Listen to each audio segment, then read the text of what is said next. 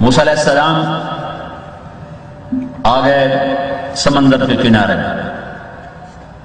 40 سال کی رفاقت ہے، 40 سال، 2 نبی بنی اسرائیل کے، ایک آگے ایک پیچھے، تربیت کر رہے ہیں، 40 سال گزر گئے اور ہر معجزہ آنکھوں سے دیکھا۔ فَأَلْقَى عَصَاهُ، ڈال، فَإِذَا هِيَ حَيٌّ، ہو گیا، سانپ بنا۔ أَدْخِلْ يَدَكَ فِي جَيْبِكَ تَخْرُجْ بَيْضَاءَ، ہاتھ نورانی، پھر بے شمار معجزے آنکھوں سے دیکھ رہے ہیں موسیٰ علیہ السلام کی امت۔ اور جب آگے سمندر اور پیچھے فرعون، تو قال اصحاب موسیٰ انا لمدرکون، عجب جملہ ہے، ہماری زبان میں اس کا ترجمہ بنے گا موسیٰ ہمیں تو پہلی شب تک تو ہمیں مروائے گا، آج مروا دیا کہ نہیں مروا دیا، اگو سمندر پچھو فرعون ان کی دے جا گیا، ان کو موسیٰ علیہ السلام کی کوئی فکر نہیں، ہارون علیہ السلام کی کوئی فکر نہیں، انا لمدرکون، پہلے ہی پتا تھا تو مروائے گا، مروا دے کہ نہیں مروا، انا اور لام اور مدرکون، مروا دیا نا ہمیں، ان کو خیال تک نہیں ہے کہ موسیٰ آپ کا کیا بنے گا، تو ساڑھی جان بچا تو باویں مرتے باویں جی۔ تو اس پر موسیٰ علیہ السلام کا کلّا کا مطلب ہے کہ تم بڑے کم وقت ہو، تمہیں مرنے چاہیے تھا پر میری تو فعل تم بھی بچا لیے جاؤ۔ کلّا ان معی ربی سیہدین، کب تمہیں ویسے مرنے چاہیے تھا تو انہوں فرعون دے سوٹے پڑھنے چاہیے دیا پر میری تو فعل تو انہوں رب بچا لے گا۔ کلّا، اس لیے یہ نہیں کہا ان اللہ معنا، ان معی ربی سیہدین۔ تو یہ 40 سال موسیٰ علیہ السلام کے ساتھ رہنے کے بعد یہ کہا کہ مروا دیا کہ نہیں مروایا۔ 27 صفر کی رات ہے، ستمبر کی شدید گرمی ہے اور شب جمعہ ہے، رات کا پچھلا پہر ہے اور مکے سے 2 سائے نکلتے ہیں یمن کی راہ پر، ایک کا نام محمد بن عبداللہ صلی اللہ علیہ وسلم ہے اور ایک کا نام ابو بکر بن ابی قحافہ رضی اللہ عنہ ہے۔ ابو بکر کبھی آگے چلتے ہیں کبھی پیچھے چلتے ہیں، کبھی آگے چلتے ہیں کبھی پیچھے چلتے ہیں، تو آپ نے پوچھا ابو بکر کبھی آگے چلتے ہو کبھی پیچھے چلتے ہو، کہا یا رسول اللہ اخاف الرصد فامشی امام، اخاف الطلب فامشی خلفک، یا رسول اللہ جب مجھے خیال آتا ہے کہ آگے کوئی دشمن چھپا ہوا ہوگا تو میں آگے ہو جاتا ہوں کہ وار میرے اوپر آئے آپ پہ نہ آئے، اور جب مجھے خیال آتا ہے کوئی پیچھے سے نہ پہنچ جائے تو پھر میں پیچھے ہو جاتا ہوں کہ وار میرے اوپر آپ پر نہ آئے۔ اب یہ 2 موازنے آپ کو بتا رہا ہوں، ادھر 13 سال رفاقت ہے، ادھر 40 سال رفاقت۔ جب جبل ثور پر پہنچے تو اللہ کے نبی پنجوں پر چلتے گئے، پنجوں پر، تو ساری انگلیاں زخمی ہو گئی، خون رسنے لگا۔ جب چڑھنے کا وقت ہے تو آپ تھوڑا سا چڑھے اور اس کے بعد نہیں چڑھ سکے، پاؤں زخمی، تو ابو بکر رضی اللہ عنہ نے آپ کو کندھے پر بٹھایا اور سارا پہاڑ اوپر چڑھ کے، تو اللہ کے نبی پنجوں پر چلتے گئے، پنجوں پر، تو ساری انگلیاں زخمی ہو گئی، خون رسنے لگا۔ جب چڑھنے کا وقت ہے تو آپ تھوڑا سا چڑھے اور اس کے بعد نہیں چڑھ سکے، پاؤں زخمی، تو ابو بکر رضی اللہ عنہ نے آپ کو کندھے پر بٹھایا اور سارا پہاڑ اوپر چڑھ کے گئے، آپ کو اندر نہیں جانے دیا، باہر بٹھایا اور سوراخ بند کیے پتھروں سے، پھر بھی سوراخ باقی تھے، پگڑی اتاری اس کو پھاڑ کے بند کیے، پھر بھی باقی تھے، کرتا اتار دیا، اس سے سوراخ بند کیے، ایک باقی رہ گیا جس میں وہ سانپ تھا، اس پر اپنی ایڑی کو رکھا نا۔ علماء نے لکھا ہے وہ جو سانپ ڈس رہا تھا نا وہ اپنے اس فطرت کی وجہ سے نہیں ڈس رہا تھا، وہ یہ احتجاج کر رہا تھا مجھے زیارت کرنے دو، ایڑی ہٹاؤ میں زیارت کرنا چاہتا ہوں۔ وہ صاف ہونے کی فطرت سے نہیں ڈس رہا تھا، وہ احتجاج میں ڈس رہا تھا اور اس کے پاس اس کے سوا اور کوئی ذریعہ نہیں کہ وہ اپنا آپ بتلائے کہ میں ہوں، میں دیکھنا چاہتا ہوں، میں زیارت کرنا چاہتا ہوں۔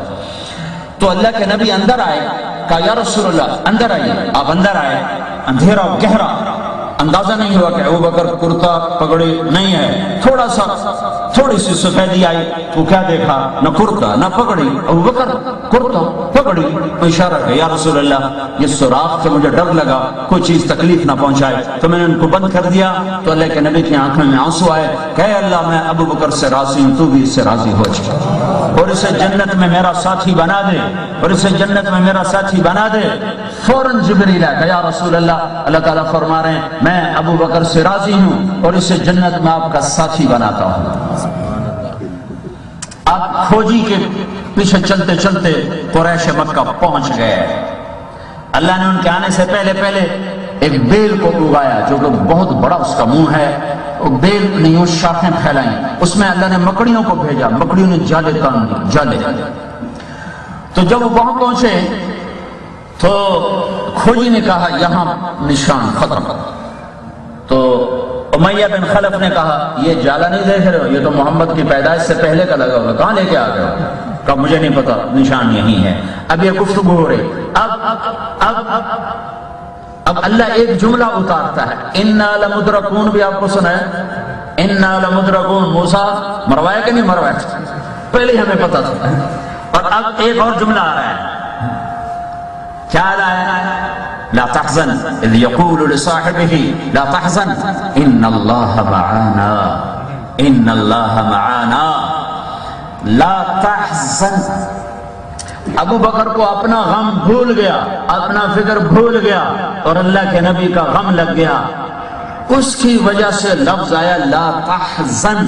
اگر ابو بکر کی کیفیت اپنی جان بچانے کی ہوتی جیسے بنو اسرائیل کی تھی تو پھر اللہ کا قرآن کہتا لا تخف، ابو بکر کیوں ڈر رہے ہو؟ لا تخف، ڈرو نہیں، اللہ ہمارے ساتھ ہے۔ تو اللہ نے ابو بکر کی کیفیت کو شیشے میں اتارا اور تمہارے سامنے پہنچایا۔ اذا قول صاحب، میرے ساتھی، میرے دوست، میرے جگر ابو بکر، میری ہلاکت کا غم نہ کر، نہ غم کھا میرا، ان اللہ معانا، یہ ہمارا کچھ نہیں بگاڑ سکتے۔ تو اللہ نے دو تصویریں دکھائی ہیں قرآن سے، ایک کہہ رہے ہیں مروا دیا، دوسرے کہہ رہے ہیں ہائے یا رسول اللہ آپ کا کیا بنے گا، میری خیر ہے آپ کا کیا بنے گا؟ تو اللہ ان کی تسلی کے لیے کہہ رہا لا تحزن، لا تحزن ان اللہ معانا۔ چونکہ بنو اسرائیل نے جملہ اتنا پستی کا کہا تھا تو اللہ تعالیٰ نے ان کو معیت سے نکال کر کہا ان معی ربی، میرا رب صرف میرے ساتھ ہے، میرے تو خیال تم بھی بچو گے۔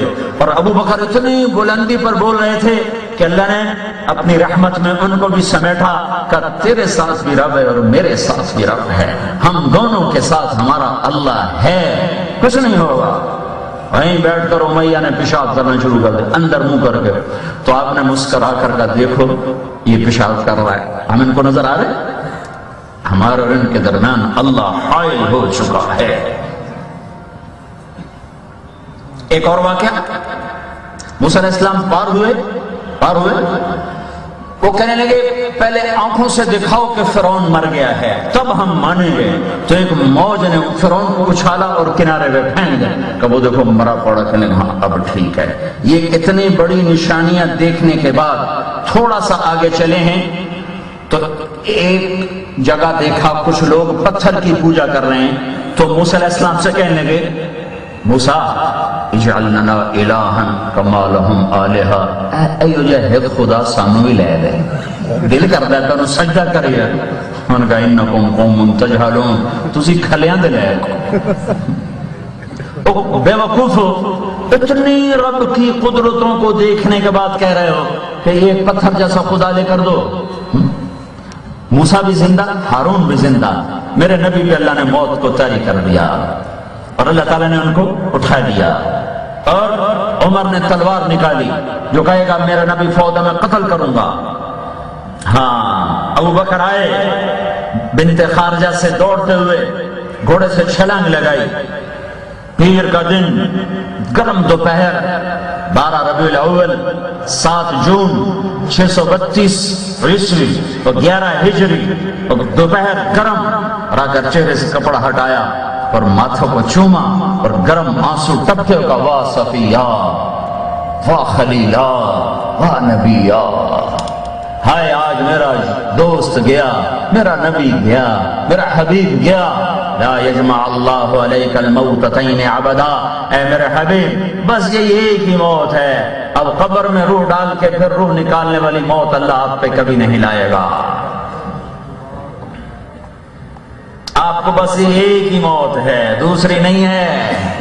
پھر آپ آئے تو ممبر کی طرف بڑھے، ممبر پہ کھڑے ہوئے، عمر کھڑ کر بیٹھ جاؤ، نہیں بیٹھ سکتے، نہیں بیٹھ سکتے، انکار کر رہے، نہیں بیٹھ سکتے۔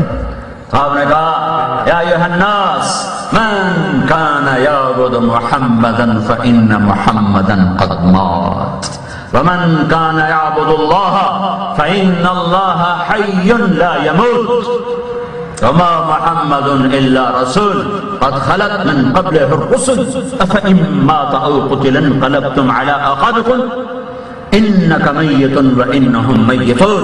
اے لوگو جو محمد صلی اللہ علیہ وسلم کی عبادت کرتے تھے تو سنو، آج محمد صلی اللہ علیہ وسلم کو اللہ نے اٹھا لیا اور اللہ نے ان کو موت دے دی، اور جو اللہ کے پجاری ہیں ان کا اللہ زندہ ہے، موت سے پاک ہے۔ یہ تو ابو بکر ہے، ابو بکر اس کو کون ملے؟ خیر الخلائق بعد الانبیاء۔